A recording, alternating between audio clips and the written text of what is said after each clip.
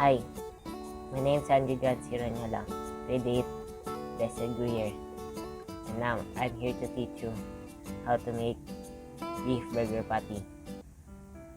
These are the ingredients: 1/2 kilo of ground beef, 1 beef cube,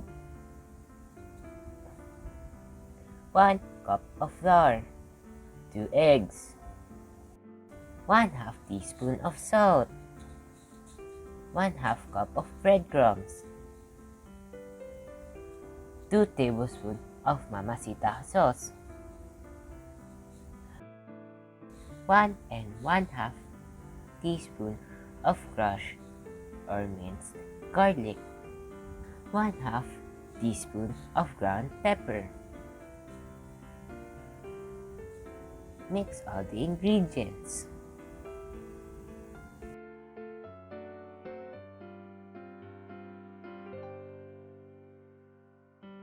Procedure: crack 2 eggs into the bowl and whisk together. Add the breadcrumbs and whisk again.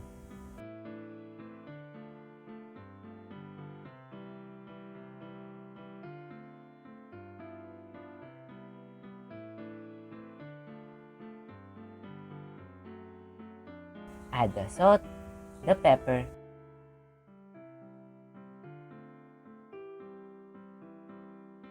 and the beef cube with the mamacita sauce. Combine all those together.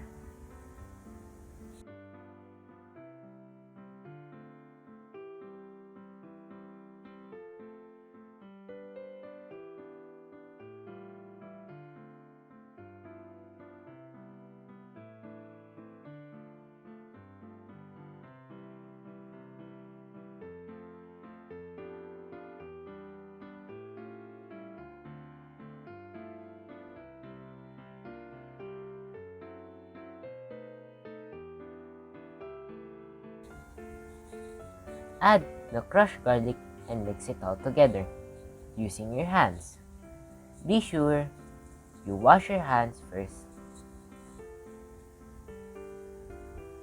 or better, use disposable hand gloves for mixing.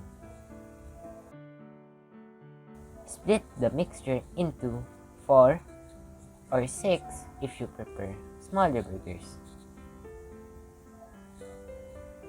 and shape into patties.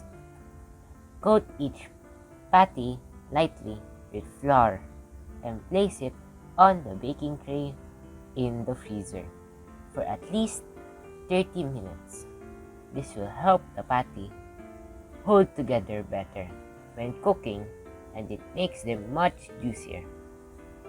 Place it in your packaging and be ready to serve for your family.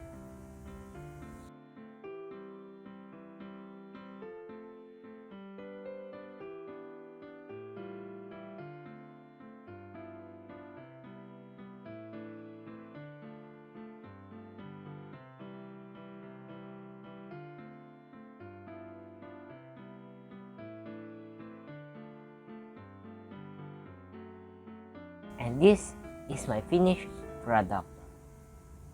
This is now ready to serve to your family and friends. Thank you for watching.